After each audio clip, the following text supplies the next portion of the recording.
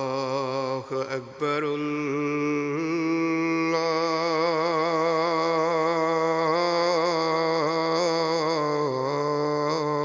الله أكبر.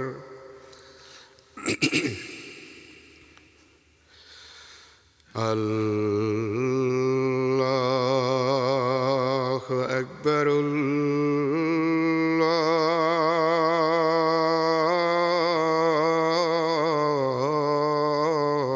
الله أكبر.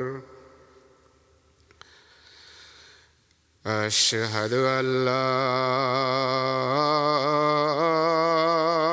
إله إلا الله. أشهد أن لا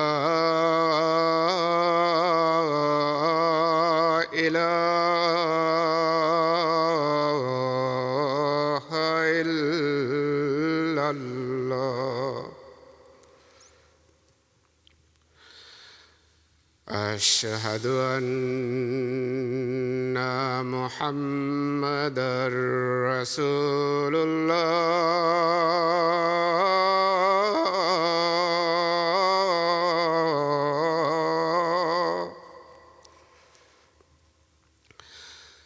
أشهد أن محمدًا رسول الله. حي على الصلاة.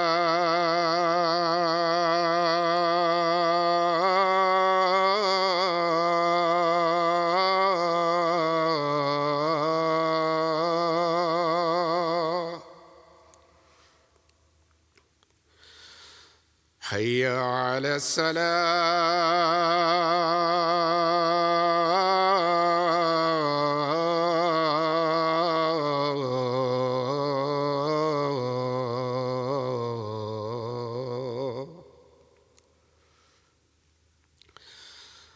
حي على الفلاح.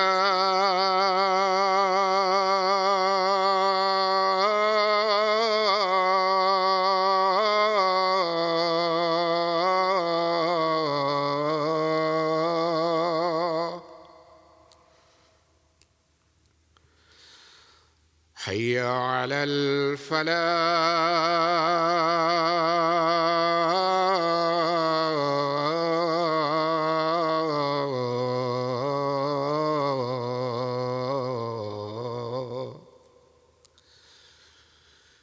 الله أكبر.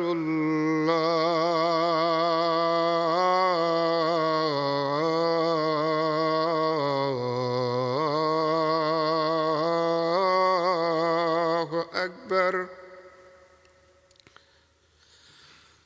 لا إله إلا الله.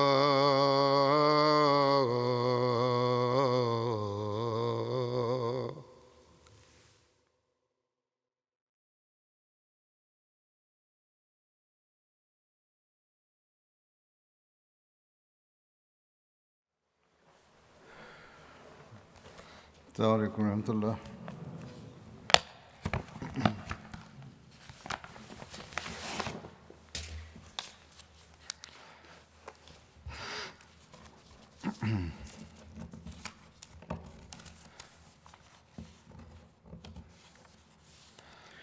أشهد أن لا إله إلا الله وحده لا شريك له وأشهد أن محمدًا عبده ورسوله. أما بعد فأعوذ بالله من الشيطان الرجيم. بسم الله الرحمن الرحيم. الحمد لله رب العالمين الرحمن الرحيم مالك يوم الدين إياك نعبد وإياك نستعين اهدنا الصراط المستقيم صراط الذين أنعمت عليهم غير المغضوب عليهم ولا الضالين.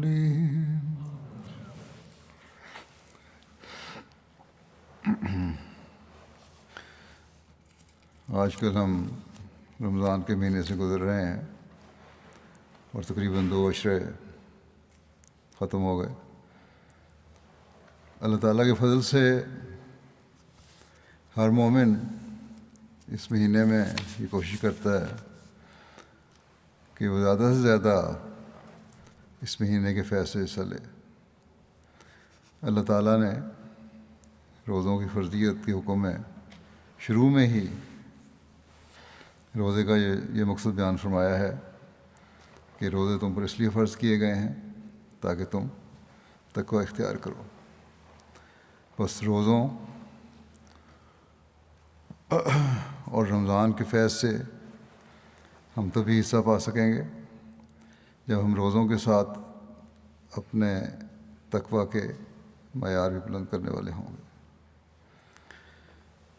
ہر قسم کی برائیوں سے بچنے کے لیے اللہ تعالیٰ کی پناہ میں آنے کی کوشش کریں گے. حضرت صلی اللہ علیہ وسلم نے فرمایا کہ روزہ ڈھال ہے. کیا صرف نام کا روزہ رکھنا ہی ہمارے لیے کافی ہے؟ سحری اور افطاری کرنا ہی کافی ہے؟ کیا ہمارا اتنا کام ہی ہمیں روزے کی ڈھال کے پیچھے لے آئے گا کہ ہم نے سحری اور افطاری کر لی؟ نہیں، بلکہ اس کے لوازمات کو بھی دیکھنا ہوگا اور بنیادی مقصد جو اللہ تعالیٰ نے بتایا ہے، جیسا کہ میں نے کہا کہ وہ یہ ہے کہ لعلکم تتقون، تاکہ تم تقوی اختیار کرو. بس اگر ہم نے اپنے روزوں کو، اپنے رمضان کو وہ روزے اور رمضان بنانا ہے جو اللہ تعالیٰ کی خاطر ہو، اللہ تعالیٰ کی رضا کے حصول کے لیے ہو، جس کا اجر خود اللہ تعالیٰ بنتا ہو، تو ہمیں پھر اسے اس معیار پر لانا ہوگا جو خدا تعالیٰ نے جو خدا تعالیٰ ہم سے چاہتا ہے اور جس کے لیے روزے فرض کیے گئے ہیں. اور وہ جیسا کہ میں نے کہا اللہ تعالیٰ نے واضح فرما دیا ہے کہ اللہ تعالیٰ کا تقوی اختیار کرو.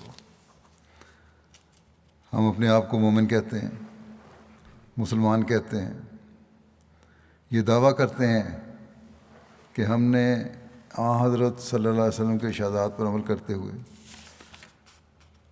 آپ پر اپنے ایمان کو کامل کرتے ہوئے اس بات کو بھی مانا ہے کہ آپ کی پیشگوئی کے مطابق جس مسیح و مہدی نے آنا تھا وہ حضرت مرزا غلام احمد قادیانی علیہ السلام کی وجود میں آ چکا ہے. اور اب دین اسلام کی نشر ثانیہ کا کام اللہ تعالیٰ کے وعدے کے مطابق اس مسیح و مہدی کے ہاتھ سے ہی ہونا ہے. بس ہمارا فرض ہے کہ اپنے اندر اسلام کی حقیقی روح کو قائم رکھنے کے لیے مسیح موعود علیہ السلام سے رہنمائی لیں. چنانچہ جب ہم دیکھتے ہیں کہ تقوی کے متعلق آپ کیا ارشاد فرماتے ہیں، اس مضمون سے بھی ہمیں آگاہی ہوتی ہے کہ تقوی کیا ہے. جیسا کہ میں نے کہا کہ ہم یہ دعویٰ کرتے ہیں کہ ہم مسلمان ہیں اور ہم ایمان لانے والوں میں شامل ہیں، تو حضرت مسیح علیہ السلام فرماتے ہیں تو پھر سنو کہ ایمان کا پہلا مرحلہ یہ ہے کہ انسان تقوی اختیار کرے، اور پھر فرمایا کہ تقوی کیا ہے؟ تو اس کا جواب یہ ہے کہ ہر قسم کی بدی سے اپنے آپ کو بچانا۔ اب اگر ہم جائزہ لیں تو یہ کوئی معمولی بات نہیں، ہمیں اپنے جائزے سے ہی پتہ چل جائے گا کہ کیا ہم تقوی کا حق ادا کرتے ہوئے حقوق اللہ کی ادائیگی کر رہے ہیں، کیا ہم تقوی پر چلتے ہوئے اللہ تعالیٰ کی مخلوق کے حق ادا کر رہے ہیں۔ آپ نے فرمایا یہ بات کہ تقوی کیا ہے اس وقت تک پتہ نہیں چل سکتی جب تک ان باتوں کا مکمل علم نہ ہو۔ علم حاصل کرنا ضروری ہے، کیونکہ بغیر علم کے کوئی چیز حاصل ہی نہیں ہو سکتی، اس کو آدمی پا ہی نہیں سکتا۔ آپ نے فرمایا کہ یہ علم حاصل کرنے کے لیے کیا اللہ تعالیٰ کے حق ہیں، کیا بندوں کے حق ہیں، کن باتوں سے اللہ تعالیٰ نے روکا ہے، کن باتوں کے کرنے کا اللہ تعالیٰ نے حکم دیا ہے۔ اس کے لیے بار بار قرآن شریف کو پڑھو۔ فرمایا اور تمہیں چاہیے کہ برے کاموں کی تفصیل لکھتے جاؤ جب قرآن شریف پڑھ رہے ہو، اور پھر خدا تعالیٰ کے فضل اور تائید سے کوشش کرو کہ ان بدیوں سے بچتے رہو۔ اور نے فرمایا کہ یہ تقویٰ کا پہلا مرحلہ ہوگا۔ بس اس رمضان میں ہم قرآن شریف بھی پڑھ رہے ہیں، اور عموماً قرآن کریم پڑھنے کی طرف زیادہ توجہ ہوتی ہے، تو اس سوچ سے پڑھنا چاہیے کہ اس کے اوامر و نواہی پر ہم نے غور کرنا ہے، اور برے کاموں سے رکنا ہے، اور اچھے کاموں کو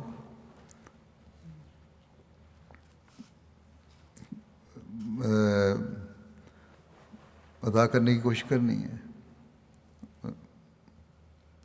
پھر عمل کرنے کی کوشش کرنی ہے۔ آپ نے فرمایا قرآن شریف میں اول سے آخر تک اوامر و نواہی اور احکام الہی کی تفصیل موجود ہے۔ بس ہمیں ان چیزوں کو دیکھنا ہوگا، ان پر غور کرنا اور ان پر عمل کرنا ہوگا، اور یہی ایک مومن کی نشانی ہے۔ آپ نے اس بات کو بڑے زور سے بیان فرمایا کہ جب تک انسان متقی نہیں بنتا اس کی عبادات اور دعاؤں میں قبولیت کا رنگ پیدا نہیں ہوتا، کیونکہ اللہ تعالیٰ نے یہی فرمایا ہے، جیسا کہ فرماتا ہے انما یتقبل اللہ من المتقین، یعنی بے شک اللہ تعالیٰ متقیوں ہی کی عبادت کو قبول فرماتا ہے۔ فرمایا یہ سچی بات ہے کہ نماز روزہ بھی متقیوں کا ہی قبول ہوتا ہے۔ پھر اس کا جواب دیا کہ عبادات کی قبولیت کیا ہے اور اس سے مراد کیا ہے، قبولیت کیا چیز ہے؟ تو اس کا جواب یہ ہے کہ جب ہم یہ کہتے ہیں کہ نماز قبول ہو گئی ہے تو اس سے مراد یہ ہوتی ہے کہ نماز کے اثرات اور برکات نماز پڑھنے والے میں پیدا ہو گئے ہیں۔ جب تک وہ برکات اور اثرات پیدا نہ ہوں، فرمایا اس وقت تک نری ٹکریں ہی ہیں۔ بس ہمیں دیکھنا ہوگا کہ کیا ہمارا رمضان، ہمارے روزے ہمیں اس معیار پر لے جانے کی کوشش کر رہے ہیں۔ آپ نے فرمایا کہ عیبوں اور برائیوں میں اگر مبتلا ہی رہا تو تم ہی بتاؤ کہ اس نماز نے اس کو کیا فائدہ پہنچایا۔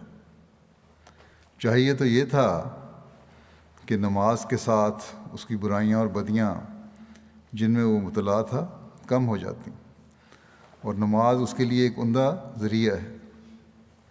فرمایا پس پہلی منزل اور مشکل اس انسان کے لیے جو مومن بننا چاہتا ہے یہی ہے کہ برے کاموں سے پرہیز کرے، اور اس کا نام تقویٰ ہے۔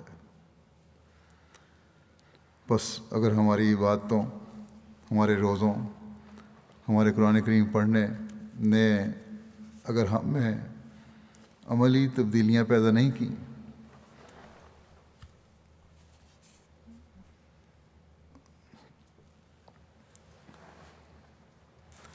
اور تقویٰ جس کا حصول روزوں کا مقصود ہے وہ حاصل کرنے کی کوشش نہیں کی، تو ہم نے اپنے روزوں کے مقصد کو پورا نہیں کیا۔ ہم نے اس ڈھال کے متعلق باتیں تو کی ہیں جس کے بارے میں حضرت صلی اللہ علیہ وسلم نے فرمایا کہ روزہ ڈھال ہے، لیکن ہم نے اس ڈھال کے استعمال کا طریق سیکھنے کی کوشش نہیں کی۔ ہم نے سحری اور افطاری کے اہتمام تو کیا، لیکن ہم نے سحری اور افطاری کھانے کے مقصد کو پورا نہیں کیا۔ ہم نے سارا دن بغیر کھائے پیے گزار تو دیا، لیکن ہم نے اس واقعے کے مقصد کو پورا نہیں کیا۔ اور جو مقصد تقویٰ سے پورا ہوتا ہے، اور جو تقویٰ ہمیں پیدا ہونا چاہیے تھا، بس یہ ہمیں جائزے لینے ہوں گے کہ ہوا یا نہیں ہوا۔ حضرت مسیح علیہ السلام کے بعض اور اقتباسات میں تقویٰ کے بارے میں پیش کرتا ہوں جس سے ہماری رہنمائی ہوتی ہے کہ اصل تقویٰ کیا ہے اور کس قسم کا تقویٰ حضرت مسیح علیہ السلام ہمیں پیدا کرنا چاہتے ہیں۔ اس بارے میں ایک موقع پر آپ نے فرمایا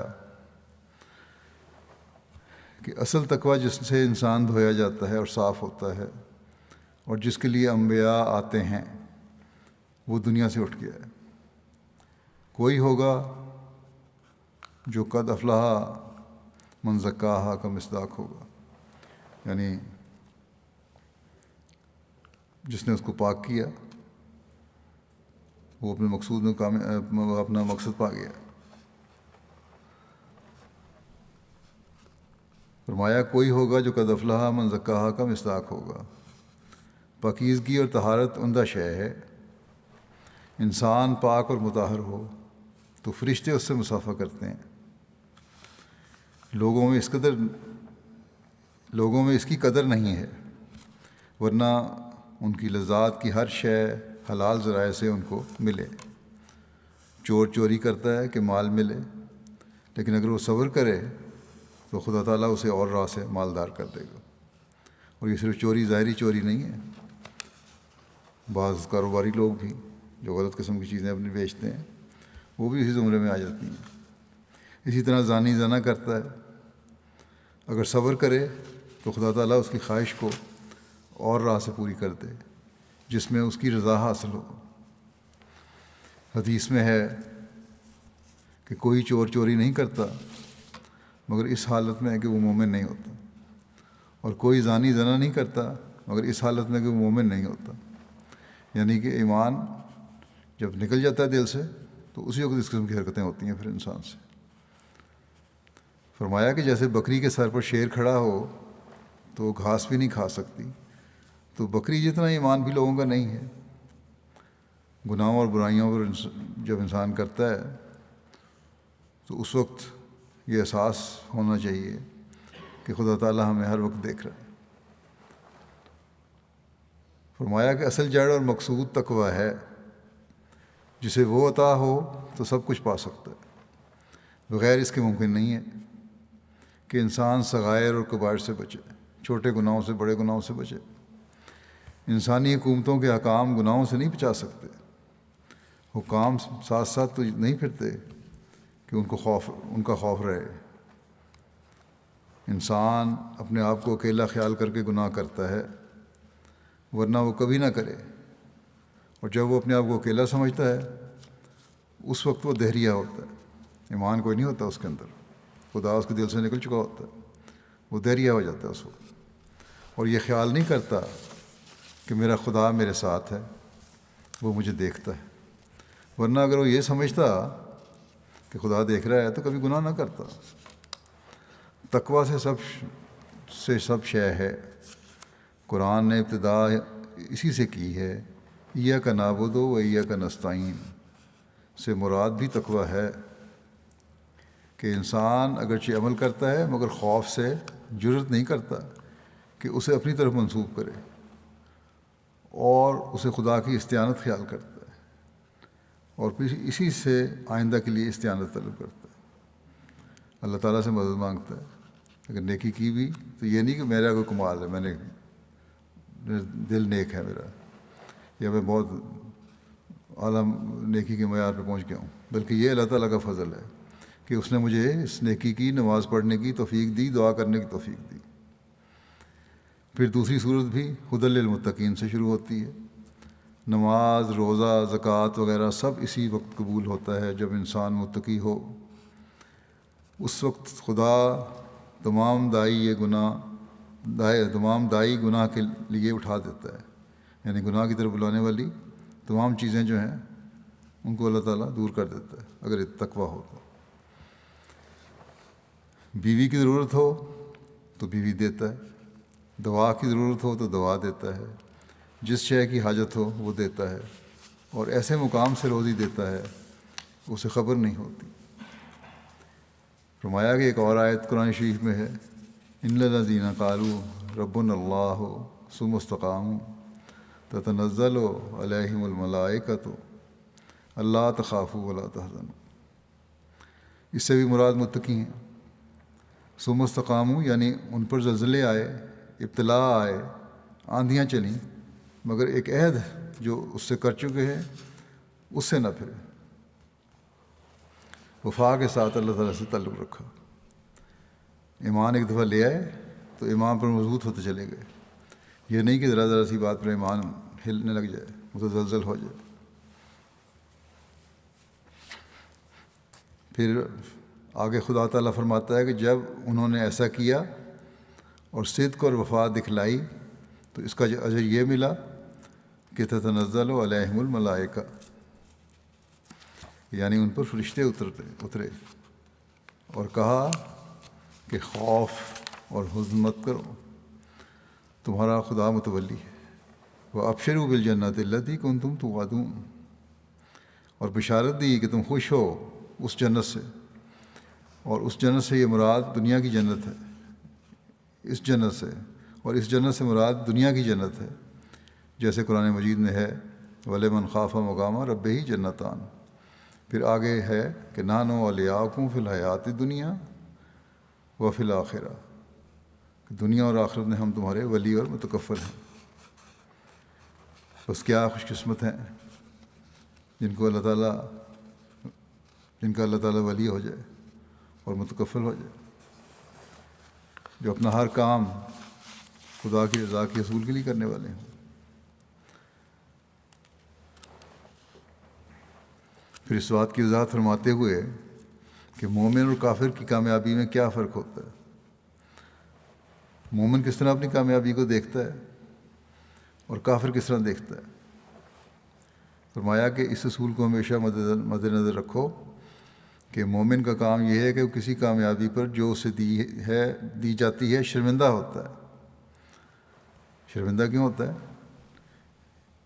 یہ اظہار ہوتا ہے اس سے کہ میں تو اس قابل نہیں تھا، کہ اللہ تعالیٰ کے فضل نے سب کچھ دے دیا، جو بھی عطا ہے یہ اللہ تعالیٰ کے فضل سے ہوئی ہے، نہ کہ میری کسی خوبی کی وجہ سے، میرے کسی علم کی وجہ سے، میری عقل کی وجہ سے، میری دولت کی وجہ سے، یا میری جسمانی حالت کی وجہ سے نہیں، بلکہ یہ خدا تعالیٰ کا فضل ہے۔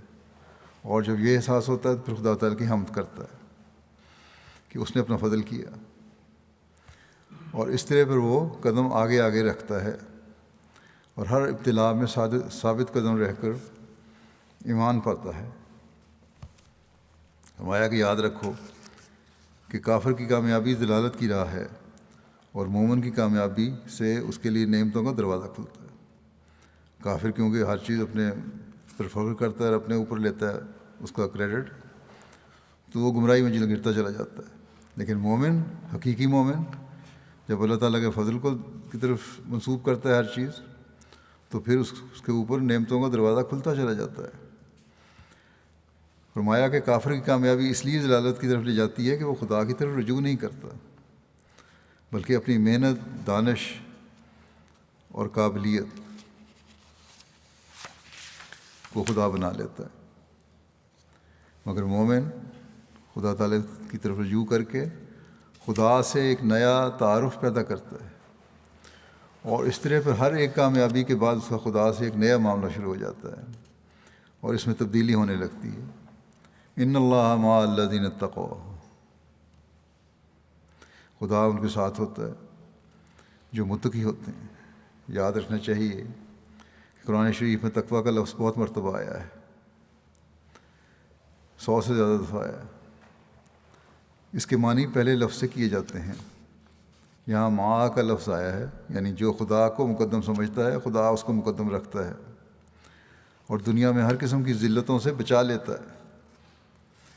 فرمایا کہ میرا ایمان یہی ہے کہ اگر انسان دنیا میں ہر قسم کی ذلت اور سختی سے بچنا چاہے تو اس کے لیے ایک ہی راہ ہے کہ متقی بن جائے، پھر اس کو کسی چیز کی کمی نہیں۔ بس مومن کی کامیابی اس کو آگے لے جاتی ہے اور وہیں پر نہیں ٹھہر جاتا۔ فرمایا تقویٰ کا اثر اسی دنیا میں متقی پر شروع ہو جاتا ہے۔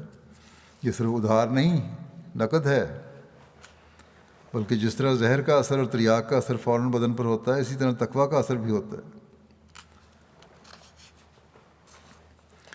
بس اگر نیک کام کرنے، عبادات کرنے، نیکیاں بجا لانے کے باوجود انسان کی حالت پر اثر نہیں پڑ رہا تو پھر قابل فکر بات ہے۔ لوگ بہت سارے سوال بھی کچھ لکھتے ہیں، بھیجتے ہیں، کس طرح پتہ لگے؟ تو پتہ اس طرح لگے کہ نیکیوں کی طرف اگر توجہ زیادہ پیدا ہو رہی ہے، اللہ کی طرف توجہ زیادہ پیدا ہو رہی ہے، تو پھر وہ کام انسان اللہ تعالیٰ کی خاطر کر رہا ہے اور اللہ تعالیٰ اس میں برکت ڈال رہا ہے۔ تقویٰ کی راہوں کی نشاندہی کرتے ہوئے اس طرح توجہ دلاتے ہوئے آپ فرماتے ہیں کہ انسان کی تمام روحانی خوبصورتی تقویٰ کی تمام باریک راہوں پر قدم مارنا ہے۔ تقویٰ کی باریک راہیں روحانی خوبصورتی کی لطیف نقوش اور خوشنما خط و خال ہیں۔ یعنی باریک راہیں کیا ہیں تقویٰ کی؟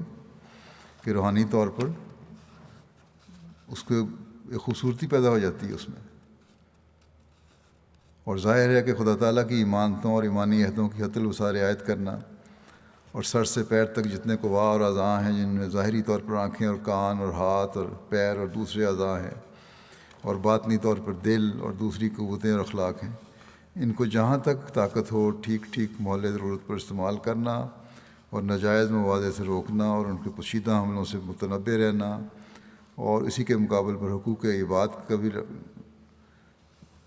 یہ چیزیں جو ہیں ایمانی عہد ہیں جو اللہ تعالیٰ سے ہم نے کیے ہیں، کہ اپنی آنکھ کو بھی صحیح جگہ استعمال کرنا ہے، بد نظری سے بچانا ہے، غلط کاموں سے بچانا ہے، کانوں کو بھی غلط باتیں سننے سے بچانا ہے، ہاتھ اور پیر سے بھی نیک عمل کرنے ہیں، دل کے اندر جو گندے خیالات ہیں ان کو بھی نکالنا ہے، اور اس لیے زیادہ سے زیادہ استغفار بھی کرنی چاہیے۔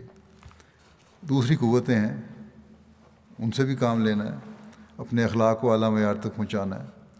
یہ عہد ہیں ایمانی عہد جو اللہ تعالیٰ سے انسان کرتا ہے۔ فرمایا کہ ان کو پورا کرنا ہے تم نے، اور اس کے مقابلے پر فرمایا کہ حقوق عباد کا بھی لحاظ رکھنا ہے، بندوں کے حقوق جو ہیں ان کو بھی خیال رکھنا ہے۔ وہ چیزیں تو تمہارے اپنے لیے ہو گئیں، اب بندوں کے حق بھی ادا کرنے ہیں، اور اگر یہ حق ادا ہوں گے تو فرمایا یہ وہ طریق ہے جو انسان کی تمام روحانی خوبصورتی اس سے وابستہ ہے۔ اللہ کے حق ادا ہو گئے، بندوں کے حق ادا ہو گئے تو روحانی خوبصورتی انسان میں پیدا ہو جاتی ہے۔ اور خدا تعالیٰ نے قرآن شریف میں تقویٰ کو لباس کے نام سے موسوم کیا ہے، چنانچہ لباس التقویٰ قرآن شریف کا لفظ ہے۔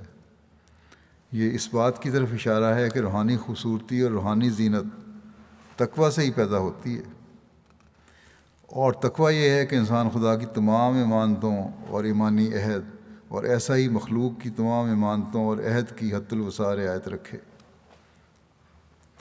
یعنی ان کے دقیق در دقیق پہلوؤں پر تاب مقدور کار بند ہو جائے۔ جو اللہ تعالیٰ کے حکم ہیں عبادات کے بارے میں، اپنے ذات کو صحیح کرنے کے بارے میں، لوگوں کے حق ادا کرنے کے بارے میں، ان کی باریکیوں میں جا کر ان کو ادا کرنے کی کوشش کرو۔ بس جب تک حقوق اللہ اور حقوق العباد کے باریک در باریک پہلوؤں پر عمل کرنے کی انسان کوشش نہ کرے، اس وقت تک آپ نے فرمایا کہ تقویٰ کا معیار حاصل نہیں ہوتا۔ بس یہ بہت اہم نقطہ ہے جسے ہمیں یاد رکھنا چاہیے۔ صرف عبادتیں اگر اس کے ساتھ بندوں کے حقوق کی ادائیگی نہیں تو کچھ فائدہ نہیں دیتی، اور صرف مخلوق کے بعض حق ادا کر دینا اور خدا تعالیٰ کو بھول جانا، جس طرح لوگ کہتے ہیں ہم بندوں کے حق ادا کر رہے ہیں، یہ بھی تقویٰ پر چلنے والے نہیں بنا سکتا۔ ایک حقیقی مومن کے لیے دونوں حقوق کا خیال رکھنا ضروری ہے۔ پھر بدعات کے پھیلنے اور تقویٰ سے دوری کا ذکر کرتے ہوئے آپ فرماتے ہیں کہ ہزارہ قسم کی بدعات ہر فرقے اور ہر گروہ میں اپنے اپنے رنگ میں پیدا ہو چکی ہیں۔ تقویٰ اور طہارت جو اسلام کا اصل منشا اور مقصود تھا، جس کے لیے حضرت صلی اللہ علیہ وسلم نے خطرناک مصائب برداشت کی جن کو بجز نبوت کے دل کے کوئی دوسرا برداشت نہیں کر سکتا، وہ آج مفقود اور معدوم ہو گیا ہے۔ جیل خانوں میں جا کے دیکھو کہ جرائم پیشہ لوگوں میں زیادہ تعداد کن کی ہے، یعنی جرائم پیشہ لوگ جو ہیں کن کی تعداد سے صرف اشارہ کر رہے ہیں، آپ فرما رہے ہیں کہ مسلمان ہیں زیادہ ہیں جرائم پیشہ۔ گھانا میں ہمارے ایک منسٹر تھے، میں پہلے بھی بیان کر چکا ہوں، وہ بتایا کرتے تھے، میٹنگ ہو رہی تھی ہماری، تو انہوں نے کہا کہ ہماری جیلوں میں زیادہ تعداد مسلمانوں کی ہے۔ انہوں نے کہا میں احمدی ہوں اور میں یہ چیلنج کرتا ہوں کہ ان مسلمانوں میں سے تم دیکھ لو گے کہ احمدی کوئی نہیں ہوگا، یا احمدی ہوں گے تو بالکل برائے نام اس نسبت کے لحاظ سے۔ اور جب جا کے جائزہ لیا گیا تو یہی صحیح بات نکلی۔ تو حقیقی مومن، حقیقی احمدی کی یہ نشانی ہے، اور یہ بہت بڑا تبلیغ کا ذریعہ بن جاتا ہے۔ پھر اگر اس چیز کو ہم اپنے سامنے رکھیں اور ہر معاملے میں، ہر عمل میں، اپنے کاروباروں میں، اپنی نوکریوں میں، اپنی روزمرہ کی لوگوں کے ساتھ ڈیلنگ میں اپنے اعلیٰ اخلاق دکھانے والے ہوں، اپنی باتوں کے معیار بلند کرنے والے ہوں، تقویٰ دل میں پیدا کرنے کی کوشش کرنے والے ہوں، اللہ تعالیٰ کا خوف دل میں رکھنے والے ہوں، تو پھر جہاں یہ ہماری اصلاح کا باعث بنے گی، وہاں ایک تبلیغ کا بھی ایک خاموش ذریعہ بن جاتی ہے۔ فرمایا زنا، شراب اور اطلافی حقوق اور دوسرے جرائم اس کثرت سے ہو رہے ہیں کہ گویا یہ سمجھ لیا گیا ہے کہ کوئی خدا نہیں۔ اگر مختلف طبقات قوم کی خرابیوں پر اور نقائص پر مفصل بحث کی جاوے تو ایک ضخیم کتاب تیار ہو جاوے۔ ہر دانشمند اور غور کرنے والا انسان قوم کے مختلف افراد کی حالت پر نظر کر کے اس صحیح اور یقینی نتیجے پر پہنچ جاوے گا کہ تقویٰ وہ تقویٰ جو قرآن کریم کی علت غائی تھا، جو اکرام کا اصل موجب اور ذریعہ شرافت تھا، آج موجود نہیں۔ قرآن کریم تو تقویٰ پیدا کرنا چاہتا تھا، یہی مقصد تھا قرآن کریم کا، وہ مفقود ہو گیا مسلمانوں میں۔ فرمایا کہ عملی حالت جس کی اشد ضرورت تھی کہ اچھی ہوتی، اور جو غیروں اور مسلمانوں میں مابع الامتیاز ہوتی، سخت کمزور اور خراب ہو گئی ہے۔ اب ایسی حالت ہو تو کیا تبلیغ ہونی ہے پھر، اور کیا پھر مسلمانوں کا اثر ہونا ہے دنیا پہ، اور اسی کا نتیجہ ہم آج کل دیکھ رہے ہیں۔ اور اس کا حل احمدیوں کے پاس ہے۔ اگر ہم بھی بگڑ گئے تو پھر کون سنبھالے گا؟ اور اللہ تعالیٰ کے فضل سے، حضرت مسیح علیہ السلام سے جو اللہ تعالیٰ کے وعدے ہیں وہ تو پورے ہونے ہیں، لیکن ہم اگر ان میں شامل نہ ہوئے تو اللہ تعالیٰ اور قوموں کو کھڑا کر دے گا اور ان کے ذریعے سے وعدے پورے کروا دے گا۔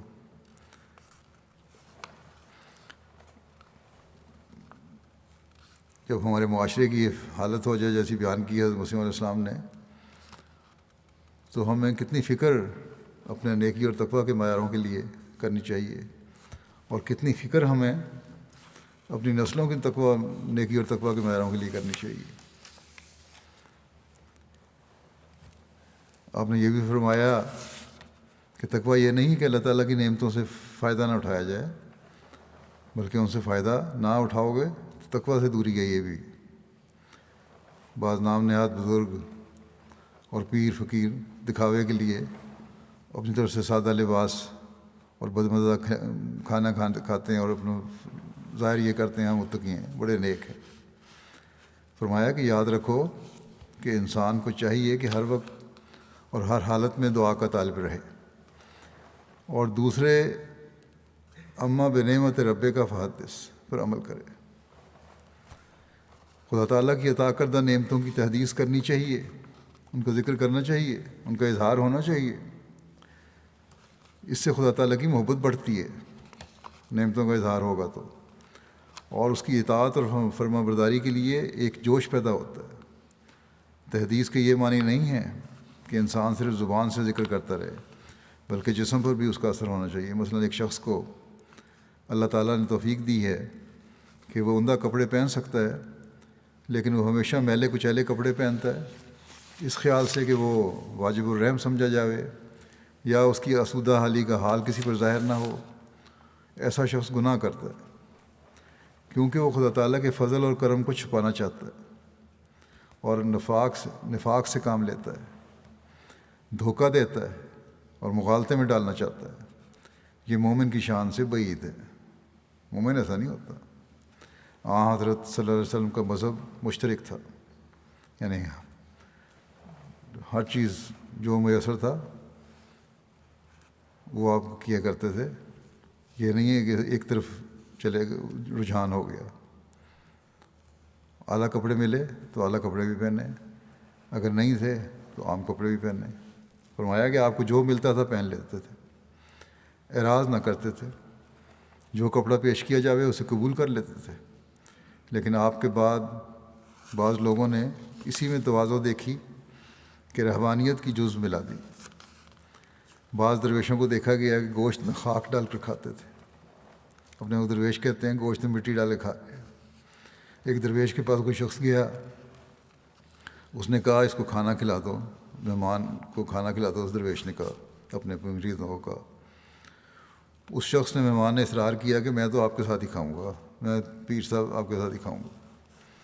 آخر جب وہ اس درویش کے ساتھ کھانے بیٹھا تو اس کے لیے نیم کے گولے تیار کر کے آگے رکھے گئے۔ نیم ایک کڑوا ایک درخت ہے، اس کے بڑے پتے بڑے کڑوے ہوتے ہیں اور نمولیاں لگتی ہیں، وہ بھی بڑی کڑوی ہوتی ہیں۔ اس کا کھانا بنا کے اس کو پیش کیا گیا، کڑوا کھانا، کوئی مزہ نہیں تھا اس کو۔ مزہ کیا، وہ خطرناک قسم کا کڑوا مزہ تھا اس کو۔ فرمایا کہ اس قسم کے امور بعض لوگ اختیار کرتے ہیں، اور غرض یہ ہوتی ہے کہ لوگوں کو اپنے باکمال ہونے کا یقین دلائیں، مگر اسلام ایسی باتوں کو کمال میں داخل نہیں کرتا۔ اسلام کا کمال تو تقویٰ ہے، جس سے ولایت ملتی ہے، جس سے فرشتے کلام کرتے ہیں، خدا تعالیٰ بشارتیں دیتا ہے۔ ہم اس قسم کی تعلیم نہیں دیتے، کیونکہ اسلام کی تعلیم کے منشا کے خلاف ہے۔ قرآن شریف تو کلوا من الطیبات کہ پاکیزہ چیزوں میں سے کھاؤ کی تعلیم دیتا ہے، اور یہ لوگ طیب عمدہ چیز میں خاک ڈال کر غیر طیب بنا دیں۔ اس قسم کے مذاہب اسلام کے بہت عرصے بعد پیدا ہوئے ہیں۔ یہ لوگ حضرت صلی اللہ علیہ وسلم پر اضافہ کرتے ہیں، ان کو اسلام سے اور قرآن کریم سے کوئی تعلق نہیں ہوتا۔ یہ خود اپنی شریعت الگ قائم کرتے ہیں۔ میں اس کو سخت حقارت اور نفرت کی نگاہ سے دیکھتا ہوں۔ ہمارے لیے رسول اللہ صلی اللہ علیہ وسلم کا اسوہ حسنہ ہے، ہمارے لیے رسول اللہ صلی اللہ علیہ وسلم اسوہ حسنہ ہیں۔ ہماری بھلائی اور خوبی یہی ہے کہ جہاں تک ممکن ہو آپ صلی اللہ علیہ وسلم کے نقش قدم پر چلیں اور اس کے خلاف کوئی قدم نہ اٹھائیں۔ اسی طرح یہ تو کھانے پینے کی بات ہے، پھر روزمرہ کے اخلاق کی بات جہاں تک آتی ہے، فرمایا کہ اسی طرح عورتوں اور بچوں کے ساتھ تعلقات ہیں، گھریلو جو رویے ہیں لوگوں کے، ان کے بارے میں بھی فرما دیا کہ عورتوں اور بچوں کے ساتھ تعلقات اور معاشرت میں لوگوں نے غلطیاں کھائی ہیں اور زیادہ مستقیم سے بہک گئے ہیں، سیدھا راستے سے ہٹ گئے ہیں۔ قرآن شریف میں لکھا ہے کہ عاشرہن بالمعروف، مگر اب اس کے خلاف عمل ہو رہا ہے۔ معروف کیا کرنا ہے انہوں نے، بلکہ ظلم ہو رہے ہوتے ہیں بعض گھروں میں۔ بس اچھے کپڑے پہننا اگر توفیق ہے، اچھے کھانے کھانا اگر توفیق ہے،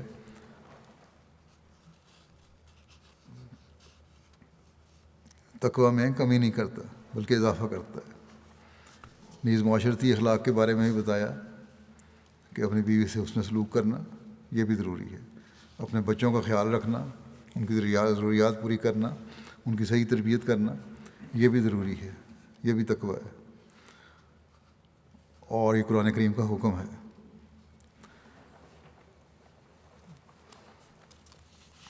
بس حقوق اللہ اور حقوق العباد دونوں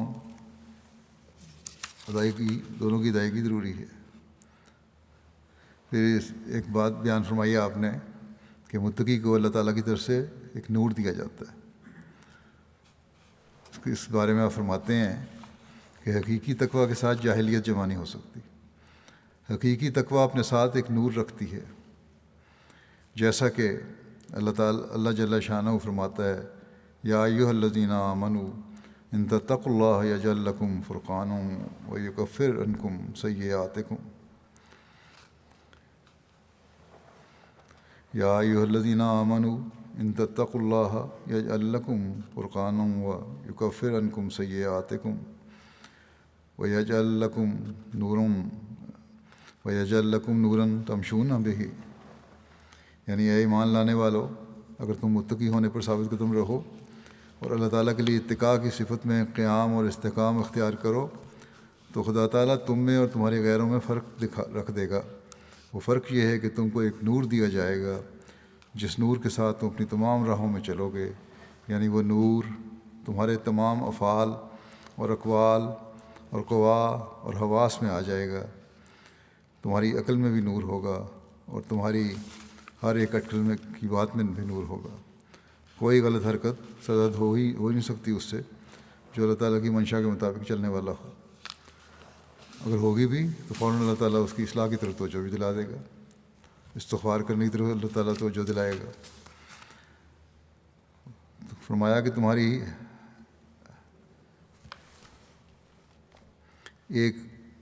ہر ایک اٹکل کی بات میں بھی نور ہوگا اور تمہاری آنکھوں میں بھی نور ہوگا اور تمہارے کانوں میں اور تمہاری زبانوں اور تمہارے بیانوں اور تمہاری ہر ایک حرکت اور سکون میں نور ہوگا، اور جن راہوں میں تم چلو گے وہ راہ نورانی ہو جائیں گی۔ غرض جتنی تمہاری راہیں، تمہارے قوا کی راہیں، تمہارے حواس کی راہیں ہیں، وہ سب نور سے بھر جائیں گی اور تم سراپا نور میں ہی چلو گے۔ جتنی تمہاری راہیں ہیں نیکی کی طرف لے جانے والی راہیں ہوں گی، نیک تمہارے قوا جو ہیں وہ بھی نیک کام کرنے والے ہوں گے، تمہاری سوچیں اور خیالات ہیں وہ بھی نیک ہو جائیں گی، بدی ہوں گے خیالات مٹ جائیں گے، اور جب ایسا معاشرہ قائم ہوتا ہے تو پھر وہ یقیناً تقوی پر چلنے والوں کو معاشرہ ہوتا ہے۔ فرمایا کہ قانون قدرت قدیم سے ایسا ہی ہے، یہ سب کچھ معرفت کاملہ کے بعد ملتا ہے۔ خوف اور محبت اور قدردانی کی جڑ معرفت کاملہ ہے، بس جس کو معرفت کاملہ دی گئی اس کو خوف اور محبت بھی کامل دی گئی، اور جس کو خوف اور محبت کامل دی گئی اس کو ہر ایک گناہ سے جو بے باکی سے پیدا ہوتا ہے نجات دی گئی۔ بس ہم اس نجات کے لیے نہ کسی خون کے محتاج ہیں اور نہ کسی صلیب کی حاجت مند اور نہ کسی کفارے کی ہمیں ضرورت ہے، بلکہ ہم صرف ایک قربانی کے محتاج ہیں جو اپنے نفس کی قربانی ہے، جس کی ضرورت کو ہماری فطرت محسوس کر رہی ہے۔ ایسی قربانی کا دوسرے لفظوں میں نام اسلام ہے۔ نفس کی قربانی کرنا تقویٰ پر جانے کا باعث بنتا ہے، اور اسی کا نام اسلام ہے۔ اسلام کے معنی ہیں ذبح ہونے کے لیے گردن آگے رکھ دینا، یعنی کامل رضا کے ساتھ اپنی روح کو خدا کے آستانے پر رکھ دینا۔ یہ پیارا نام شریعت کی روح اور تمام احکام کی جان ہے۔ ذبح ہونے کے لیے اپنی دلی خوشی اور رضا سے گردن آگے رکھ دینا کامل محبت اور کامل عشق کو چاہتا ہے، اور کامل محبت کامل معرفت کو چاہتی ہے۔ جب تک کسی چیز کی معرفت نہ ہو محبت پیدا نہیں ہو سکتی۔ بس اسلام کا لفظ اسی بات کی طرف اشارہ کرتا ہے کہ حقیقی قربانی کے لیے کامل معرفت اور کامل محبت کی ضرورت ہے، نہ کسی اور چیز کی ضرورت۔ اسی کی طرف خدا تعالیٰ قرآن شریف میں اشارہ فرماتا ہے، لن ینال اللہ لحومها ولا دماؤها ولکن ینالہ التقوی منکم، یعنی تمہاری قربانیوں کے نہ تو گوشت میرے تک پہنچتے ہیں نہ خون، بلکہ صرف یہ قربانی میرے تک پہنچتی ہے کہ تم مجھ سے ڈرو اور میرے لیے تقوی اختیار کرو۔ بس یہ وہ تقوی کا معیار ہے جو خدا تعالیٰ ہم سے چاہتا ہے، جو خدا تعالیٰ کے رسول صلی اللہ علیہ وسلم ہم سے چاہتے ہیں، جو زمانے کے امام ہم سے چاہتے ہیں۔ اور اس کی بار بار قرآن کریم میں تلقین کی گئی ہے، اور اس کے حصول کے لیے رمضان کے مہینے میں روزوں کی فرضیت رکھی گئی ہے۔ خوش قسمت ہوں گے ہم میں سے وہ جو اس سوچ کے ساتھ کوشش کریں گے کہ یہ تقوی حاصل کرنے کے لیے رمضان کے بقیہ روزے ہم نے گزارنے ہیں، اور یا جو گزارے ہیں اللہ تعالیٰ کرے کہ اس طرح گزارے ہوں، اور ہم نے اپنے ہر قول و فعل کو اللہ تعالیٰ کی رضا کے مطابق ڈھالنا ہے۔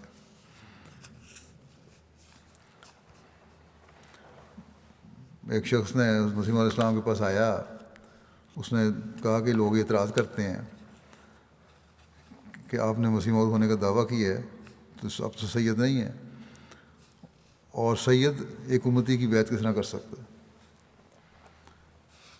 بعض سیدوں کو اونچا مقام دینے والوں نے اب بھی اعتراض کرتے ہیں کہ سیدوں کا غیر معمولی مقام ہے، تو سید کس طرح بیعت کر سکتا ہے غیر سید کی؟ اسی طرح آج کل بعض عربوں میں یہ خیال پیدا ہو گیا ہے کہ مسیح موعود نے اگر آنا تھا تو عربوں میں سے آنا تھا، غیر عربوں سے کس طرح آ گیا؟ ہم کس طرح مان لیں؟ قرآن کریم پڑھتے ہیں لیکن غور نہیں کرتے۔ جواب تو وہاں پہلے سے موجود ہے، یہ مقام اللہ تعالیٰ کہتا ہے میں نے دینا ہوتا ہے، بندے نہیں ہیں جو تقسیم کر رہے ہوں اس مقام کی۔ بہرحال آپ فرماتے ہیں کہ خدا تعالیٰ نہ محض جسم سے راضی ہوتا ہے نہ قوم سے، اس کی نظر ہمیشہ تقوی پر ہوتی ہے۔ انا اکرمکم عند اللہ اتقاکم، یعنی اللہ کے نزدیک تم میں زیادہ بزرگی رکھنے والا وہی ہے جو تم میں سے زیادہ متقی ہو۔ یہ بالکل جھوٹی باتیں ہیں کہ میں سید ہوں یا مغل ہوں یا پٹھان اور شیخ ہوں۔ اگر بڑی قومیت پر فخر کرتا تو یہ فخر فضول ہے، اگر کرتا ہے تو بڑی فخر فضول ہے۔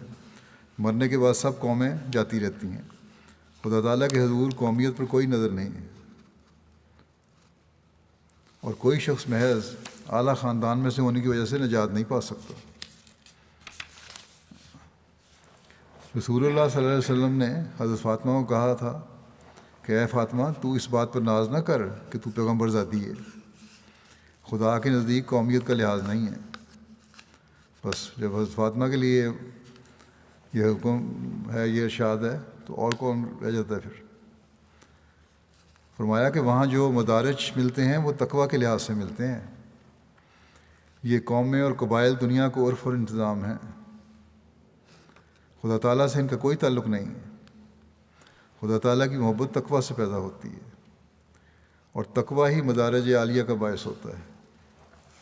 اگر کوئی سید ہو اور وہ عیسائی ہو کر رسول اللہ صلی اللہ علیہ وسلم کو گالیاں دے اور خدا کے احکام کی بے حرمتی کرے، یہ کیا کوئی کہہ سکتا ہے کہ اللہ تعالیٰ اس کو آل رسول ہونے کی وجہ سے نجات دے دے گا اور وہ بہشت میں داخل ہو جائے گا؟ ان الدین عند اللہ الاسلام، اللہ تعالیٰ کے نزدیک تو سچا دین جو نجات کا باعث ہے اسلام ہے۔ اگر کوئی عیسائی ہو جائے یا یہودی ہو جائے یا آریہ ہو جائے، وہ خدا کے نزدیک عزت پانے کے لائق نہیں۔ خدا تعالیٰ نے ذاتوں اور قوموں کو اڑا دیا ہے، یہ دنیا کے انتظام اور عرف کے لیے قبائل ہیں، مگر ہم نے خوب غور کر لیا ہے کہ خدا تعالیٰ کے حضور جو مدارج ملتے ہیں ان کا اصل باعث تقوی ہی ہے۔ جو متقی ہے وہ جنت میں جائے گا، خدا تعالیٰ اس کے لیے فیصلہ کر چکا ہے۔ خدا تعالیٰ کے نزدیک ایک معزز متقی ہی ہے۔ پھر یہ جو فرمایا انما یتقبل اللہ من المتقین، کہ اعمال اور دعائیں متقیوں کی قبول ہوتی ہیں، یہ نہیں کہا کہ من السیدین، پھر متقی کے لیے تو فرمایا من یتق اللہ یجعل لہ مخرجا ویرزقہ من حیث لا یحتسب، یعنی متقی کو ہر تنگی سے نجات ملتی ہے، اس کو ایسے جگہ سے رزق دیا جاتا ہے اس کو گمان بھی نہیں ہوتا۔ اب بتاؤ کہ یہ وعدہ سیدوں سے ہوا یا متقیوں سے؟ اور پھر یہ فرمایا ہے کہ متقی ہی اللہ تعالیٰ کے ولی ہوتے ہیں، یہ وعدہ بھی سیدوں سے نہیں ہے۔ ولایت سے بڑھ کر اور کیا رتبہ ہوگا، یہ بھی متقی ہی کو ملا ہے۔ بعض نے ولایت کو نبوت سے فضیلت دی ہے اور کہا ہے کہ نبی کی ولایت اس کی نبوت سے بڑھ کر ہے۔ نبی کا وجود دراصل دو چیزوں سے مرکب ہوتا ہے، نبوت اور ولایت۔ نبوت کے ذریعے وہ احکام اور شرائع مخلوق کو دیتا ہے، اور ولایت اس کے تعلقات کو خدا سے قائم کرتی ہے۔ پھر فرمایا ذالک الکتاب لا ریب فیہ ھدی للمتقین، ھدی للسیدین نہیں کہا، غرض خدا تعالیٰ تقویٰ چاہتا ہے۔ ہاں سید زیادہ محتاج ہیں کہ وہ اس طرف آئیں کیونکہ وہ متقی اولاد ہیں، یہ ان کا فرض ہے کہ وہ تقویٰ اختیار کرنے کی کوشش کریں، نہ یہ کہ ان کا سید ہونا ان کو کوئی مقام دے رہا ہے۔ اس لیے ان کا فرض ہے، فرمایا کہ اس لیے ان کا فرض ہے کہ وہ سب سے پہلے آئیں، نہ یہ کہ خدا تعالیٰ سے لڑیں کہ یہ سادات کا حق ہے، وہ جسے چاہتا ہے دیتا ہے۔ ذالک فضل اللہ یؤتیہ من یشاء واللہ ذو الفضل العظیم۔ یہ ایسی بات ہے کہ جیسے یہودی کہتے ہیں کہ بنی اسماعیل کو نبوت کیوں ملی، وہ نہیں جانتے تلک الایام نداولھا بین الناس۔ خدا تعالیٰ سے اگر کوئی مقابلہ کرتا ہے تو وہ مردود ہے۔ اس آیت کا مطلب یہ ہے کہ یہ وہ ایام ہیں جنہیں ہم لوگوں کے درمیان عدلتے بدلتے رہتے ہیں، بس یہ اللہ تعالیٰ کا فیصلہ ہے۔ آپ نے فرمایا خدا تعالیٰ سے اگر کوئی مقابلہ کرتا ہے تو وہ مردود ہے، وہ ہر ایک سے پوچھ سکتا ہے، اسے کوئی نہیں پوچھ سکتا۔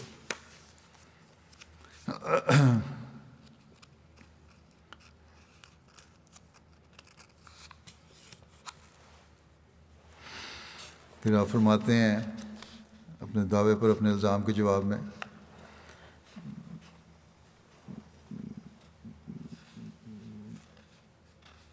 کہ حضرت صلی اللہ علیہ وسلم جب مبعوث ہوئے اور آپ نے دعویٰ کیا تو اس وقت بھی لوگوں کی نظروں میں بہت سے یہودی عالم متقی اور پرہیزگار مشہور تھے، لیکن اس سے یہ لازم نہیں کہ خدا تعالیٰ کے نزدیک بھی متقی ہوں۔ خدا تعالیٰ تو ان متقیوں کا ذکر کرتا ہے جو اس کے نزدیک تقویٰ اور اخلاص رکھتے ہیں۔ جب ان لوگوں نے حضرت صلی اللہ علیہ وسلم کا دعویٰ سنا، لوگوں میں جو ان کی وجاہت تھی ان میں فرق آتا دیکھ کر رعونت سے انکار کر دیا اور حق کو اختیار کرنا گوارا نہ کیا۔ اب دیکھو کہ لوگوں کے نزدیک تو وہ بھی متقی تھے، مگر ان کا نام حقیقی متقی نہیں تھا۔ حقیقی متقی وہ شخص ہے کہ جس کی خواہ آبرو جائے، ہزار ذلت آتی ہو، جان جانے کا خطرہ ہو، فقر و فاقہ کی نوبت آئی ہو، تو وہ محض اللہ تعالیٰ سے ڈر کر ان سب نقصانوں کو گوارا کرے، لیکن حق کو ہرگز نہ چھپاوے۔ متقی کے یہ معنی جیسے آج کل کے مولوی عدالتوں میں بیان کرتے ہیں ہرگز نہیں ہیں کہ جو شخص زبان سے مانتا ہو، خواہ اس کا عمل درآمد اس پر ہو یا نہ ہو، اور جھوٹ بھی بول لیتا ہو، چوری بھی کرتا ہو، تو وہ متقی ہے۔ یعنی صرف مسلمان کہہ دینا تقویٰ نہیں ہے، تقویٰ کے بھی مراتب ہوتے ہیں، اور جب تک کہ یہ کامل نہ ہوں تب تک انسان پورا متقی نہیں ہوتا۔ ہر ایک شے وہی کارآمد ہوتی ہے جس کا پورا وزن لیا جائے۔ اگر ایک شخص کو بھوک اور پیاس لگی ہے تو روٹی کا ایک بھورا اور پانی کا ایک قطرہ پی لینے سے اسے سحری حاصل نہ ہوگی۔ مولوی لوگ اپنے آپ کو علمیت کا اظہار کرتے ہیں تو یہ ان کا تقویٰ نہیں ہے۔ تقویٰ تو پیدا ہوتا ہے عمل سے۔ کسی کو مولوی کہنے سے یا بڑا عالم بننے سے تقویٰ نہیں پیدا ہو جاتا۔ فرمایا کہ اگر ایک شخص کو بھوک اور پیاس لگی ہے تو روٹی کا ایک بھورا اور پانی کا ایک قطرہ لے لینے سے اسے سحری حاصل نہ ہوگی، اور نہ جان کو بچا سکے گا جب تک پوری خوراک کھانے اور پینے کی اسے نہ ملے۔ یہی حال تقویٰ کا ہے، جب تک انسان اسے پورے طور پر ہر ایک پہلو سے اختیار نہیں کرتا تب تک وہ متقی نہیں ہو سکتا۔ اور اگر یہ بات نہیں تو ہم ایک کافر کو بھی متقی کہہ سکتے ہیں، کیونکہ کوئی نہ کوئی پہلو تقویٰ کا یعنی خوبی اس میں تو ہوگی، اس کے اندر ضرور ہوگی، کوئی نہ کوئی نیکی تو کرتا ہی ہے، تو متقی تو نہیں بن جاتا وہ۔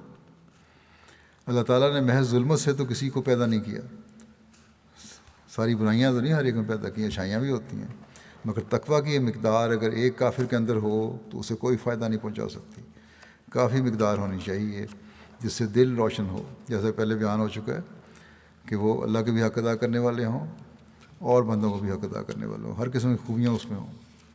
فرمایا خدا تعالیٰ راضی ہو اور ہر ایک بدی سے انسان بچ جاوے۔ بہت سے ایسے مسلمان ہیں جو کہتے ہیں کہ ہم روزہ نہیں رکھتے، نماز نہیں پڑھتے وغیرہ وغیرہ، مگر ان باتوں سے وہ متقی نہیں ہو سکتے۔ تقویٰ اور شے ہے جب تک انسان خدا تعالیٰ کو مقدم نہیں رکھتا اور ہر ایک لحاظ کو، خواہ برادری کا ہو، خواہ قوم کا، خواہ دوستوں اور شہر کے رؤساء کا، خدا تعالیٰ سے ڈر کر نہیں توڑتا اور خدا تعالیٰ کے لیے ہر ایک ذلت برداشت کرنے کو تیار نہیں ہوتا، تب تک وہ متقی نہیں ہے۔ قرآن شریف میں جو بڑے بڑے وعدے متقیوں کے ساتھ ہیں وہ ایسے متقیوں کا ذکر ہے جنہوں نے تقویٰ کو وہاں تک نبھایا جہاں تک ان کی طاقت تھی۔ بشریت کے قوا نے جہاں تک ان کا ساتھ دیا برابر تقویٰ قائم رہے، حتیٰ کہ ان کی طاقتیں ہار گئیں، اور پھر خدا تعالیٰ سے انہوں نے اور طاقت طلب کی، جیسے کہ ایاک نعبد و ایاک نستعین سے ظاہر ہے۔ ایاک نعبد یعنی اپنے طاقت تک ہم نے کام کیا اور کوئی دقیقہ فروگزاشت نہیں کیا، ایاک نستعین یعنی آگے چلنے کے لیے اور نئی طاقت طلب کرتے ہیں، جیسے حافظ نے کہا ہے، شاعر نے، کہ ما بدا منزل عالی نتوانیم رسید، ہاں اگر لطف شما پیش نہد گام چند، کہ ہم اس والی منزل تک نہیں پہنچ سکتے جب تک کہ تمہاری مہربانی ساتھ نہ ہو۔ بس خوب یاد رکھو کہ خدا تعالیٰ کے نزدیک متقی ہونا اور شے ہے اور انسان کے نزدیک متقی ہونا اور شے۔ مسیح علیہ السلام کے وقت جو مخالفوں کے جتھے وغیرہ بنتے تھے، اس کا باعث بھی یہی تھا کہ جو عام لوگ یہود کے نزدیک مسلم تھے اور متقی پرہیزگار تسلیم کیے جاتے تھے، وہ مخالف تھے۔ اگر وہ مخالف نہ ہوتے تو جتھے وغیرہ نہ بنتے۔ حضرت صلی اللہ علیہ وسلم کے وقت میں بھی یہی حال تھا۔ عجب، بخل، ریا، نمود اور وجاہت کی پاسداری وغیرہ باتیں تھیں جنہوں نے حق کی قبولیت سے ان کو روکے رکھا۔ غرض کہ تقویٰ مشکل شے ہے، جسے اللہ تعالیٰ عطا کرتا ہے تو اس کی علامات بھی ساتھ ہی رکھ دیتا ہے۔ سچی بات یہ ہے کہ حق جب ظاہر ہو تو جو اسے خواہ خواہ رد کرتا ہے اور دلائل، معقولات، منقولات اور خدا تعالیٰ کے نشانوں کو ٹالتا جاوے، وہ کب متقی ہو سکتا ہے؟ سچی بات یہ ہے کہ حق جب ظاہر ہو تو اسے جو خواہ خواہ رد کرتا ہے اور دلائل، معقولات، منقولات اور خدا تعالیٰ کے نشانات کو ٹالتا جاتا ہے، وہ ہرگز متقی نہیں ہو سکتا۔ متقی کو تو ترساں اور لرزاں ہونا چاہیے۔ اپنی بعثت کے ذکر میں فرماتے ہیں کہ کیا دنیا میں ایسا ہوا ہے کہ 24 سال سے برابر ایک انسان رات کو منصوبہ بناتا ہے اور صبح کو خدا کی طرف لگا کر کہتا ہے کہ مجھے یہ وحی اور یہ الہام ہوا، اور خدا تعالیٰ اس سے مواخذہ نہیں کرتا؟ اس طرح سے دنیا میں اندھیر پڑ جائے اور مخلوق تباہ ہو جائے۔ متقی تو ایک ہی بات سے فائدہ اٹھا سکتا ہے، اور یہاں تو ہزاروں ہیں۔ زمانہ الگ پکار رہا ہے، احادیث منکم کہہ رہی ہیں۔ سورہ نور میں بھی منکم کا لفظ ہے، منکم لکھا ہے۔ کساوت قلبی اور بہائم کی طرح جو زندگی بسر ہو رہی ہے وہ الگ بتا رہی ہے۔ صدی کے سر پر کہتے تھے کہ وہ مجدد آتا ہے، اب 22 سال بھی گزر گئے اپنے اس وقت جب بیان دے رہے ہیں۔ آپ فرماتے ہیں کسوف و خسوف بھی ہو لیا، تعاون بھی آ گئی، حج بھی بند ہوا۔ ان سب باتوں کو دیکھ کر اب بھی یہ لوگ نہیں مانتے تو ہم کیوں کر جانیں کہ ان میں تقویٰ ہے۔ یہ غیروں کے جو متقی ہونے کا اور نیک ہونے کا اور مسلم اسلام کے کفر کے فتوے لگانے کی باتیں کرتے ہیں، ان کو یہ جواب ہے۔ اسی طرح لوگوں کو ورگلاتے ہیں، ان کو بھی خراب کر رہے ہیں۔ فرمایا ہم نے بار بار کہا ہے کہ آؤ اور جن باتوں کا تم کو سوال کرنے کا حق پہنچتا ہے وہ پوچھو۔ ہاں، یہ نہیں ہوگا کہ قرآن شریف تو کچھ کہے اور تم کچھ کہو اور ایسے اقوال پیش کرو جو اس کے مخالف ہوں۔ مسیح کا نزول جسمانی آسمان سے مانتے ہیں، حالانکہ وہ تب صحیح ہو سکتا ہے جب صعود اول ہو۔ قرآن مسیح کی وفات بیان کرتا ہے اور یہ کہتے ہیں کہ چھت پھاڑ کر آسمان پر چلا گیا۔ کیا تقویٰ اس بات کا نام ہے کہ یقین کو ترک کر کے توہمات کی اتباع کی جائے؟ سچے تقویٰ کا پتہ قرآن سے ملتا ہے کہ دیکھ لے کہ تقویٰ والوں نے کیا کام کیا ہے۔ تقویٰ کے حوالے سے جماعت کو نصیحت کرتے ہوئے فرماتے ہیں، تقویٰ والے پر خدا کی ایک تجلی ہوتی ہے، وہ خدا کے سائے میں ہوتا ہے، مگر چاہیے کہ تقویٰ خالص ہو اور اس میں شیطان کا کچھ بھی حصہ نہ ہو، ورنہ شرک خدا کو پسند نہیں، اور کچھ حصہ شیطان کا ہو تو خدا تعالیٰ کہتا ہے کہ سب شیطان کا ہے۔ فرمایا ہم اپنی جماعت کو کہتے ہیں کہ صرف اتنے پر ہی مغرور نہ ہو جائے کہ ہم نماز روزہ کرتے ہیں یا موٹے موٹے جرائم مثلا زنا چوری وغیرہ نہیں کرتے، ان خوبیوں میں تو اکثر غیر فرقے کے لوگ مشرک وغیرہ تمہارے ساتھ شامل ہیں، یعنی وہ بھی نہیں کرتے یہ باتیں۔ تقویٰ کا مضمون باریک ہے، اس کو حاصل کرو، خدا کی عظمت دل میں بٹھاؤ، جس کے اعمال میں کچھ بھی ریاکاری ہو خدا اس کے عمل کو واپس لوٹا کر کے اس کے منہ پر مارتا ہے، دکھاوے کے لیے عمل نہ ہو۔ متقی ہونا مشکل ہے، مثلا اگر کوئی تجھے کہے کہ تو نے قلم چرایا ہے تو کیوں غصہ کرتا ہے؟ چھوٹی سی بات کی کسی نے کہہ دیا تو نے میرا قلم اٹھایا ہے، تم غصے میں آ جاؤ، یہ تقویٰ والوں کی نشانی نہیں ہے، صبر اور حوصلہ دکھانا چاہیے۔ فرمایا تیرا پرہیز تو محض خدا کے لیے ہے، بچنا چاہیے تھا اس بات سے، غصے سے بچنا چاہیے تھا۔ یہ طیش، یہ غصہ اس واسطے ہوا کہ روح بحق نہ تھا، صحیح سچائی کی طرف تیرا قدم نہیں تھا۔ جب تک واقعی طور پر انسان پر بہت سی موتیں نہ آ جائیں وہ متقی نہیں بنتا۔ معجزات اور الہامات بھی تقویٰ کی بھرا ہے، اصل تقویٰ ہے۔ اس واسطے تم الہامات اور رویا کے پیچھے نہ پڑو بلکہ حصول تقویٰ کے پیچھے لگو۔ یہ نہیں ہے کہ فلاں کو الہام ہوا، فلاں کو رویا ہوا، یہ دیکھو تقویٰ کیا ہے۔ جو متقی ہے اسی کے الہامات بھی صحیح ہیں، اور تقویٰ نہیں تو الہامات بھی قابل اعتبار نہیں، ان میں شیطان کا حصہ ہو سکتا ہے۔ کسی کے تقویٰ کو اس کے ملہم ہونے سے نہ پہچانو بلکہ اس کے الہاموں کو اس کی حالت تقویٰ سے جانچو اور اندازہ کرو، سب طرف سے آنکھیں بند کر کے پہلے تقویٰ کے مناظر کو طے کرو۔ فرمایا جتنے نبی آئے سب کا مدعا یہی تھا کہ تقویٰ کا راز دکھلائیں، ان اولیاء الا المتقون۔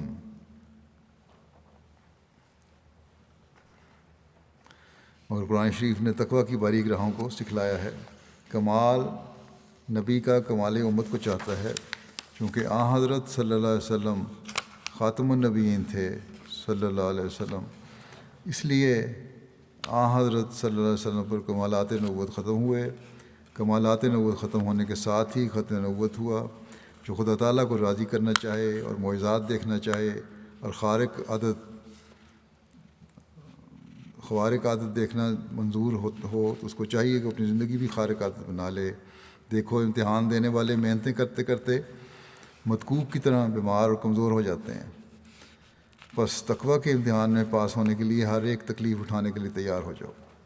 جب انسان اس راہ پر قدم اٹھاتا ہے تو شیطان اس پر بڑے بڑے حملے کرتا ہے، لیکن ایک حد پر پہنچ کر آخر شیطان ٹھہر جاتا ہے۔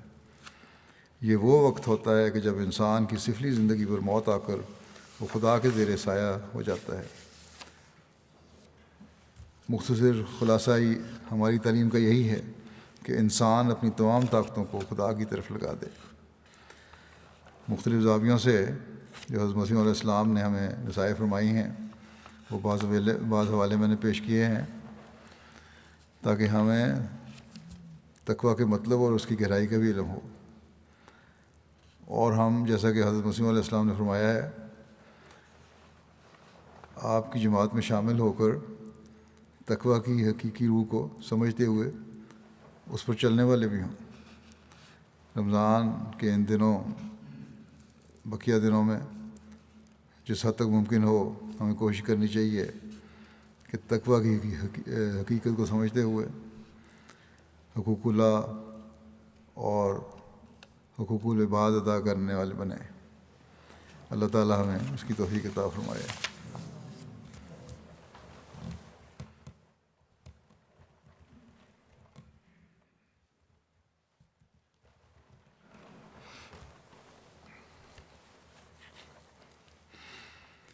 الحمد